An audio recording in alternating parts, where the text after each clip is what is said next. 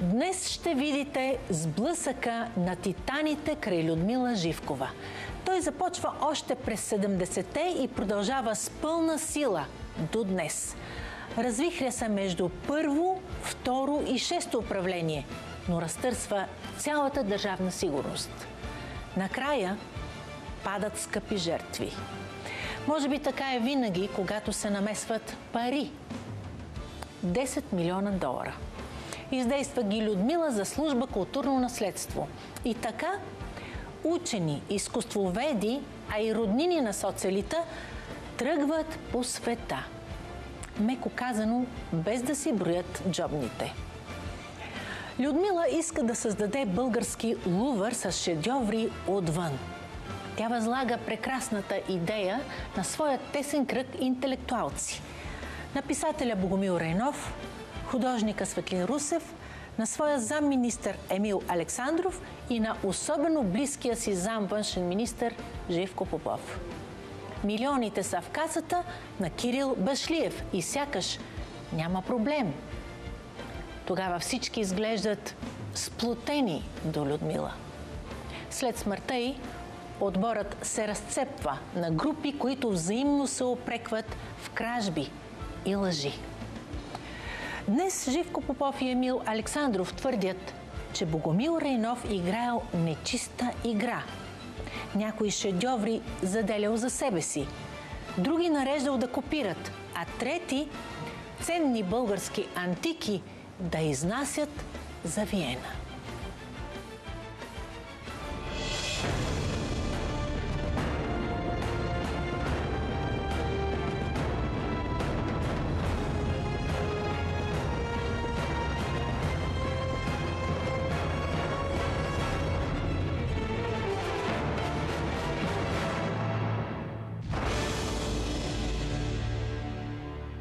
Въло Горанов, Тодор Атанасов и Богомил Райнов пък изнася се от Тодор Атанасов, се изнасят артефакти, такива старинни, и Богомил им наредил там да намерят къде да ги продадат. Продават ги за над 500 хиляди шилинга. Това е 50 хиляди долара по тогавашния курс беше.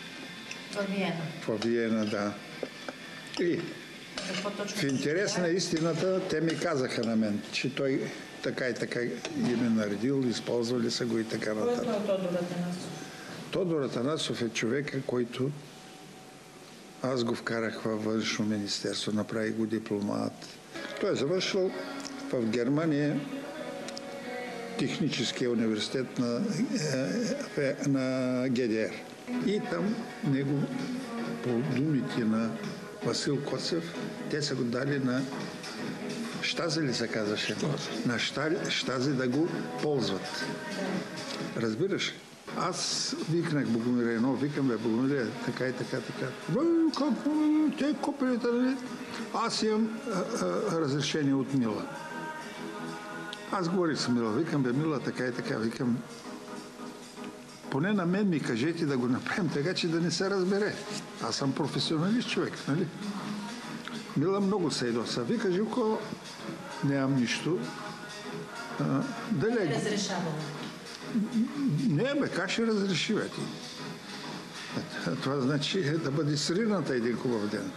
Аз дадах най-малко 90-100 хиляди лева дадах пари да се води борба срещу иманерството, а за благодарност 6-то управление ми забиха нож, че аз го бях крадлив. Щях ли да дам тези пари? Без разрешение на сега съм ги дал.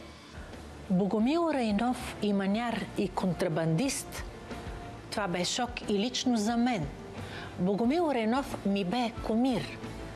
Бях единственият журналист, когато той допусна вкъщи.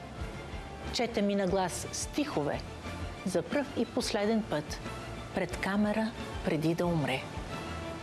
Какво се бе случило между титаните? В едно писмо Богомил Райнов нарича Кирил Башлиев лъжец, а Живко Попов всесилен кадровик, чутовен шпионин и злодей. Богомил Райнов ги обвинява, че са присвоили 6 от 10 милиона долара.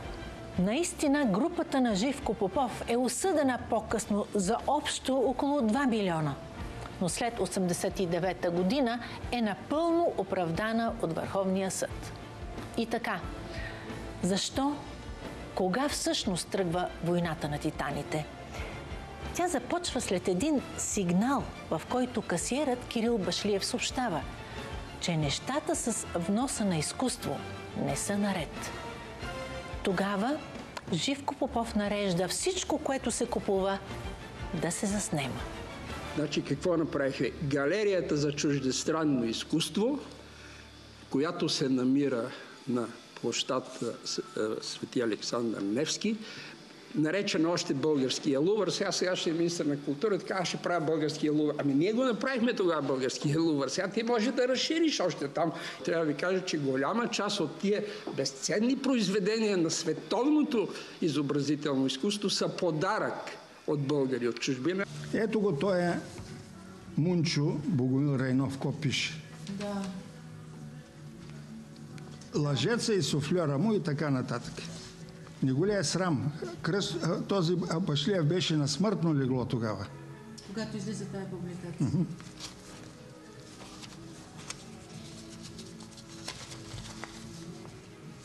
Ето, тук Иван Славков. Защото не ги ликвидирах. Аз можех да ги ликвидирам, трябва да го знаеш. Аз ги пазих. Заради Мила го правих.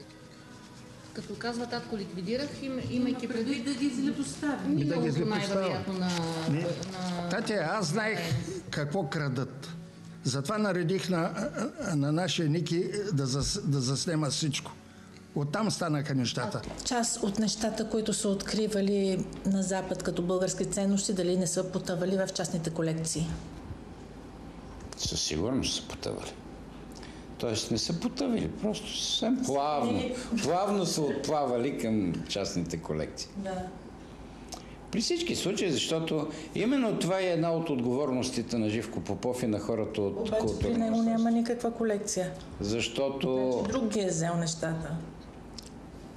Сега ще кажа и за там. Искам да кажа, че имаше такива случаи като Богомил Райнов и други, да не ги казвам, че са още живи, с една чанта пари, качва се на един Ситроен и заминава Франция, Монако, Мюнхен, по акционите и понеже, примерно в случая Богомил Райнов, изкуствовед, човек, който разбира, минава и купува. Пак с държавни пари? С държавни пари. И после отчита бонове, касови бележки, то тогава няма фактури, фарчащи, листчета и така се отчитат тези средства. След което отчетите се описват в един опис и се унищожават. Да. Питоплатено. Вижте, това, което вие не знаете и което също той Живко Попов мисля, че го знае. Когато Людмила Живков и Богомил да започне тази история с купуването на произведения за музея, Богомил изрично, аз бях присъствал дори на този разговор, той вика, друг се занимава с плащането. И наистина, доколкото аз знам, друг се занимаваше с плащането. Аз един път съм бил само с Богомил, той ме поканя да горе-долу ме свържиш един галерист Блазер, от който доста неща беше купил от Женева.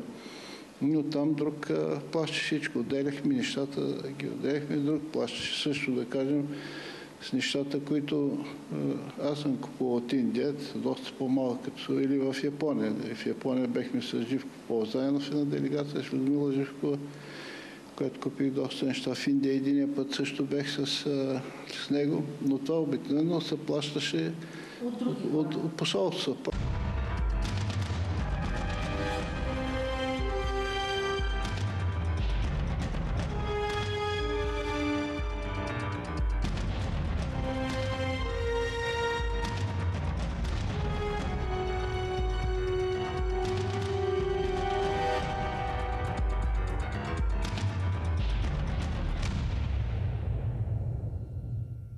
Казах ви, че те са били оценители. Те са ходили са по тези салони и не само в салоните. Богомил Райнов е знал всички места, където стоят антики и разни целият Париж му е ясен като бял ден. И той знае къде има неща, които могат да бъдат закупени на ниски стойности, а да имат огромни стойности. Но той никога не е извършвал сделката и никога не е плащал нито пък Светлин Русев, нито Христо Нейков. Има си човек, който след като се договорили нещата, отива и ги взима и ги носи по дипломатически. Човек от Държавна сигурност. В смисъл, административен човек, т.е. те не плащат с ръце. Дипломатически чиновник или с дипломатическа пратка пътуват. През тях не са минавали кеш пари. Не биха могли да злоупотребят. Не. Казах ви какво ползват. Те ползват командировъчните си в пълен размер на обслужване като VIP гости на хотелите. 5 звезди, няма значение, 6 звезди. Да. И в какъв размер е била командировката за закупуване на една картина, примерно? Каквито разходи направят, се осребряват от същата служба културно наследство. За Богомил Райнов Живко Попов ми каза, че също изнася с един човек, който аз не познавам, Тодор Атанасов, български антики във Виена. И то за много големи суми. Тъй като Богомил Райнов беше експерт, когато се внасяха неща от България, е възможно все пак той да имал и достъп и до тия неща. Значи разработвали сме ги достатъчно дълго и Богомил Райнов, и Светлин Русев. Разработвали сте ги? Разбира се. И братята Атанасови, и Тошко и брат му и така нататък. Няма такива работи. Първо, Светлин не събираше антики, а събираше изобразително изкуство. Разликата е много голяма. Второ, Светлин внасяше. Той натрупа страхотна колекция. Той направи много голяма колекция. Тук. Братята Атанасови бяха дипломати. Освен това, бяха в топли отношения с съответните служби и органи. Няма как под егидата на Държавна сигурност да се... Просто това трябва да се разбере веднъж за винаги. Каквото и да си мислите вие демократично настроените общественици, журналисти и така нататък за нас, каквито и грехове да се опитват да се припишат на Държавна сигурност, сред тях не са контрабандата, кражбата, корупцията и така нататък. Да, имало отделни случаи. Но те са били разкривани и много жестоко наказвани. Самият Живко Попов е пример. Какво се получава с човек, който допусне корупция? Лично облагодетелстване и така нататък. И Живко Попов няма друг начин да обясни защо е лежал в затвора. Освен да каже, че всички други са били мръсници, а той е бил положителният герой. Истината е точно обратно. За съжаление, бай Живко е човек, който се поддаде на съблазанта. Кой подписваше над тебе? Людмила Живко тези разходи? Людмила или Мирчо Спасов? Не, наредбата беше такава. Кръстю Мотавчиев или финансиста отиват, са длъжни, даже подпис, ако не слъжа, от тримата. Но Мила и бай Мирчо са си издействали само срещу тяхния подпис. Да минава, разбираш? Да. Кой е подписвал? Например, аз не съм виждал никога един документ, примерно, за това, което е купено от Богомил Райнов. Нищо не съм виждал. Документ не са ми показвали. Много от предметите, понякога те правиха нещо като вътрешна изложба. Канеха мене, Емил, Сашо, Лилов и Мирчо Спасов. Мила никога не е идвала на такива работи, разбираш? Да ги видим и така работа. Мирчо Спасов не е ли трябвало той да подписва? Той е подписвал, бе? Да. Той е подписвал много. Значи ти не си материално отговорно лице? Не съм, бе. Какво материално отговорно? Това са глупости. Мене да ме накараш няма да подпиша. Защото аз имах право до $1000. До $1000 не носих никаква отговорност. Мога да ти ги дам и да кажа, награждаваме за добра работа. В качеството на кадровик. Да. Богомил Райнов разправят тези, които са се занимавали на времето. Аз говорих с един от служителите на Държавна сигурност тогава. Твърди, че всичко било чисто около Богомил Райнов. Какво било? Чисто. Честно. Това са служителите на Държавна сигурност, така говорят за него, че е чисто. За да излезем и техен. лошите. Той беше тяхен агент. Не е техен, той е служител. Служител на първо управление. Те знаеха, че аз зная. Да. Че Богомил е полковник от първо управление. А с този генерал Савов какво стана? Генерал Савов, гледай, това ми е казано, това ти казвам. Човек от първо управление ми го каза. За съжаление, той е умрял. Вика, Савов го пенсионираха. Те го арестуваха, знаеш, там имаше 90-та година някакви дела и така нататък. Той по принцип беше страхлив човек. Страхлив човек и зъл човек беше. Да знаеш, зъл. Зъл човек. Веднъж аз ти казах, звъни ми. Вика, кой му разреши на Богомил Райнов да отива в Европа? Той беше длъжен на мен се обажда. Викам, ти що не ми каза, че... Ако ти, викам, беше ми казал, че Богомил Райнов е твой човек, аз нямаше го пусна. Истина е. Защото, гледай, аз подписах заповеди, но в 90% от случаите аз не знаех за какво отиват даже. Те ми казват, Живко, този трябва да отиде. Да. Или другар Попов, този трябва да отиде. И това е било всичкото. Няма какво се лъжем с тебе. А изведнъж другаря Живко Янев Костадинов Попов, главен виновник. Разбираш ли? Струва ми се, че Богомил Райнов ми го е загатвал, че той пише книги, добри книги, грубо казано, за МВР и те му плащат. А тази история за Емил Боев ли, дето... така. Тази история? Ето, точно струва ми, че там го пише. Ми разбира се, какво ще се лъжи. Защо той се настрои срещу тебе? Защо до такава ожесточеност? Как няма се настрои, като аз почнах да им изкарвам мръсното бельо. Как няма се настроят? Аз се набила и казах, Мила, това са твои хора. Вземи, стигни нещата, моля ти. Не дей, ще стане нещо лошо. Много почнаха да крадат. Аз като разбрах, особено, че всички картини и други принадлежности, които те ги купуват или ги получаваме от някъде, отиват в къщата на Богомил Райнов за допълнителна оценка. Кой е той? Сега, отгоре на това въпрос. Те обаче казват така. Не било плащано, никога Богомил не е плащал. Лъжат, бе, махне, бе, ти. Винаги служител друг служител от посолството. Няма такова нещо. Тодор Атанасов ходеше с него. Тодор Атанасов е получавал парите. Даже той се е хвалил и показал по 150, 200, 250 хиляди долара ги е показал, че ги носи в пазвата си. Разбираш? Добре, защо разправят, че... Тодор Атанасов не може... Тия... Няма да му питаш повече, защото няма да ти отговарям. Нито аз, нито Тодор, нито Тодорица, който и да бъде, може да плаща.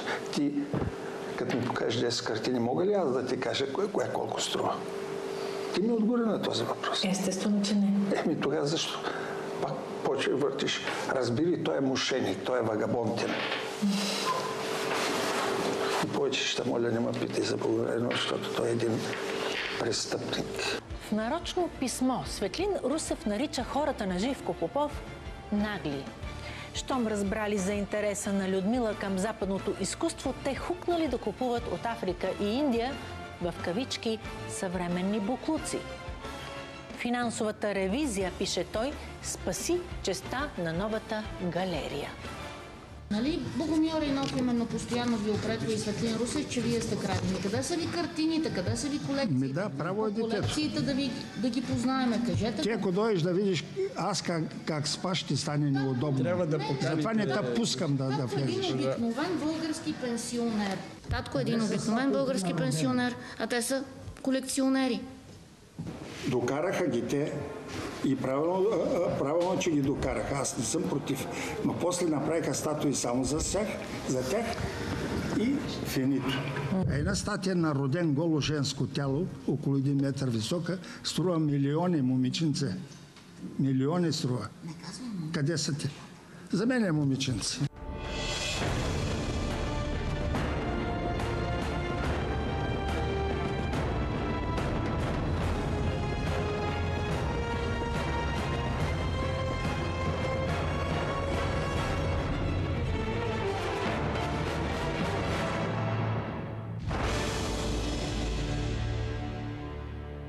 Богомил Райнов нарича клевета твърдението, че ценностите престоявали в неговия дом. Те били изпращани легално през митницата до хранилището на културно наследство. Според Живко Попов и Емил Александров обаче, там е имало лаборатория, където западните картини са в кавички освежавани и даже копирани, а статуите на Роден отливани като чисто нови, оригинали. Имало ли е фабрика за фалшификати в културно наследство? Наредих да се заснема всичко. Забраних да отидат при Богомил в тези неща. Питах къде са копията на Роден. Ти знаеш ли какво значи Роден? Най-скъпият скулптор в света. Да. Огюст Роден. Към 15-та година е умрял. Копия тук са направили с матрицата, това го пише. Матрицата? Кой е взел матрицата от ателието на Роден? Богомил Райнов, Тодор Атанасов и на Васил Коцев, сина и Емил Коцев отиват. Аз бях наредил той да им оказва съдействие там, нали? Даже му дадахме служебна кола и така нататък. Отиват и Богомил казва, дай ти ще отидем, еди къде си. Нали, той не е глупав човек, той умее даже и да краде, така да го направи, че никой да не разбере. За тая работа аз не го наричам кражба, нали? Той е професионалист човек. Може и Богомил да ми е разправил как са ходили, ровили са, копали са и така нататък и откриват това. Тая матрица. Тази матрица откриват. Тя има така, аз съм я виждал, моето момиче. Аз съм я виждал. Те ми имаха доверие, защото те без мен не могаха да направят нищо. Сигурно не от самото ателие, там дето ги изхвърлят тия матрици. Те са изхвърлени, те са, как да ти кажа, те са в бунището, моето момиче. Французите не могат дума да ни кажат за тази работа. Ама хубаво идва тая матрица тук в България и те почват да печатат, да бълват нови скулптури на Роден в България. При този, който е направил отливките. Ето го, леярът Добри Лещаров. И те са почнали да правят копия.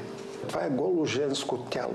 Не, на цар Борис Първи е била... Да, цар Борис Първи. Така. Да. Къде е матрицата след това? Ето сега се сещам. Що е няма? Те са длъжни всичко.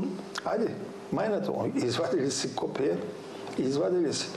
Но къде е матрицата? Матрицата е собственост на България. Той е командирован от българската държава, а не е командирован от тебе или от мене. Разбираш? Матрицата в един момент става негодна вече, като... Няма такъв филм. От тази матрица мога да извадиш и 50 бройки. Тя, ако не сължа, беше от желязо, момиче. Тя не беше такава някакъв материал, който може да се разруши. Разбираш? Няма такова нещо. Твърдо. Имаш ли представа дали някой от Политбюро не е взел от тия статуи? Не знаеш ли кой е взел? Възможно и Мила да е взела. Няма какво да се лъжа. Мило, за него знам, но за Мила никой не ми е казал. Тя загина за тая правда, защото все пак се мъчеше да се бори с тях. Богомил Райнов и Светлин Русев били полубогове за създаване на тази международната фундация, галерия и така нататък. Аз винаги съм ви казал, че те имат дадености, но да кажат къде са ценните картини, къде са ценните статуи и така нататък. И винаги съм подчертавал, че не трябва да бъдат съдени или тези, които са умрели, тяхните наследници и така нататък.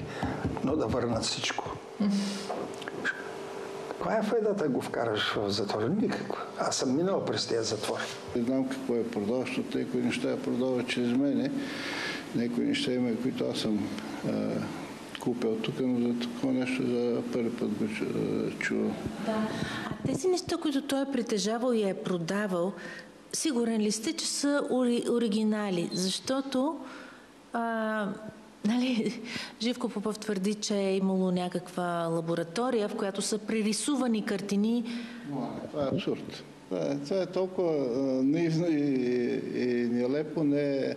Аз познавам цялата колекция на Богомил. Оригиналите, които имаше Богомил, аз ги знам, кои са повече от къде са дошли. Това са наивни неща. Може да каже, че той е купувал за себе си неща и нещо друго. Всичко може, но това е лаборатория, в която се правят фалшификати. Това са доста така, звучи малко така литературно криминално. Да. Например, че Богомил, когато е там, взима от ателието на Роден някаква такава конструкция за отливка на едно голо женско тяло, след като тук се правят много скулптури на Роден от тази отливка. Къде са тези скулптури? Той съзнае Богомил какви работи имаше не само от Роден, той имаше от Майол, имаше от един френски автор Бари, който беше още от идването му от Париж имаше и те стояха в кабинета му. Не знам как и... Възможно ли е да е взел отливка от неговото ателие на Роден и да е донесъл тук да прави серийно... Те неща от серийно, те щеха да излезат. Има отливки, които са правени на Роден и други, които са правени, но не знам да са правени отливки от ателието. Нещата на Роден, които те са заведени, които се знаят тук в колекцията. Те са доста, не са малко неща. Има и преди културно-историческо наследство започна да купуват и на две работи. Има и когато Богомил ходеше да купува. Но това, което аз знам от Богомил, аз ще да имам аз нещо, ако беше начин да се отливат тези скулптури.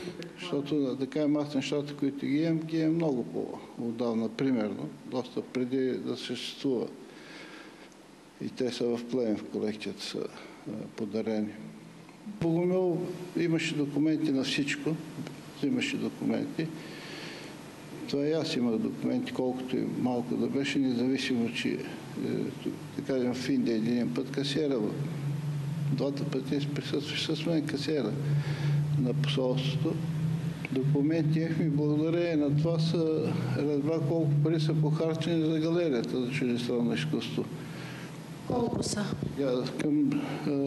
Това ги видях черно-бело написано, а имам и копия на всички документи. 2 милиона и към 2 милиона 600 хиляди. Всъщност сега долара. Сега една картина на Маркес струва толкова. Лабораторията на културно наследство обаче си остава загадка. В нея не са допускани за проверка дори тараните на Григор Шопов от ДС. Тогава явно е липсвал Бойко Борисов. Имаше документи на заявители, че в 1300 години на оборище, където имат ателие за възстановяване, нали си говореше за Панагюрското съкровище, че едва ли не там се копира. Мога да кажа, че за Панагюрското съкровище са правени реплики, ние сме правили проверки, реплики са правени и то съзнанието на Тодор Живков. Но когато се получи този сигнал, ние се опитахме, и то по заповед на Григор Шопов, опитахме се да влезем в това ателие. То къде се намира? Но Борище, където беше 1300 години. Това е сградата, в която живееше самия Живков. И не ни позволиха да влезем. Там имаше цяло отделение, което охраняваше обекта. Към кого, не ли? Към вас, смисъл? Обекта на 1300 години. Кой го ръководи? Не ви пускат вас? Вие сте най-важните хора. Да, въпреки че Григор Шопов беше наредил, оказа, че Григор Шопов отмени тази наша акция, доколкото знам, по разпореждане на Александър Лилов. Тоест не трябва да влезете вътре да проверите кой има там. Да, не успяхме. Щом от ДС не са разбрали каква е истината, как днес, 40 години по-късно, да я хванем ние? В BBT получихме писмо от съпругата на бившия вътрешен министър Димитър Стоянов, Маргарита. Според нея е абсурдно Димитър Стоянов да се е занимавал с иманярство. С болка припомняме, казва тя, че той е покойник и няма как да се защити и потърси съдебна справедливост. Според нея истината е подменена с инсинуации. В името на паметта и високия му морал, тя не е съгласна с обвиненията на Живко Попов. Тъй като обаче упреците към Димитър Стоянов са различни и не само от Живко Попов, ще предложа на госпожа Стоянова да ни даде цяло интервю. Другите наследници също нека се чувстват поканени. В следващата серия ние продължаваме с златото на соцелита. Гледайте неделя в 10 сутринта и 10:30 вечерта по BBT.